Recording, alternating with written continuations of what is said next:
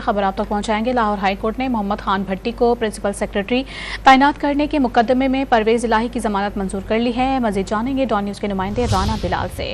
राना बिलाल, मजीद तफसीलात से आगाह कीजिए। मोहम्मद खान भट्टी को प्रिंसिपल सेक्रेटरी तैनात करने के मुकदमे में साबिक वज़ीर आला परवेज इलाही की जमानत मंजूर करके उन्हें रिहा करने के अहकाम जारी कर दिए हैं। जस्टिस शहराम सरवर चौधरी ने परवेज इलाही की 1 लाख रुपए के मुतलकों के एवज ये जमानत जो है वो मंजूर की है।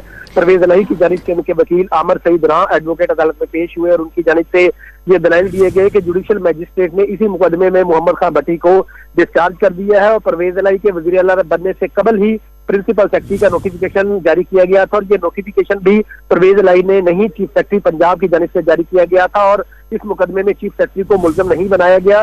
ये केस सियासी बुनियादों पर कायम किया गया है, लिहाजा परवेज इलाही की जमानत मंजूर करके उनकी रिहाई के अहकाम जारी किए गए। जबकि दूसरी जानिब एंटी करप्शन के जो वकला है उनकी जानिब से दरख्वास्त जमानत की मुखालफत की गई थी। जस्टिस शहराम सरवर चौधरी ने रिकॉर्ड का जायजा लेने के बाद और तफसीली दलाइल सुनने के बाद साबिक वज़ीर आला परवेज इलाही की जमानत मंजूर कर ली है और उन्हें इस मुकदमे में जेल से रिहा करने के अहकाम जारी कर दिए हैं। बहुत शुक्रिया बिलाल आपका।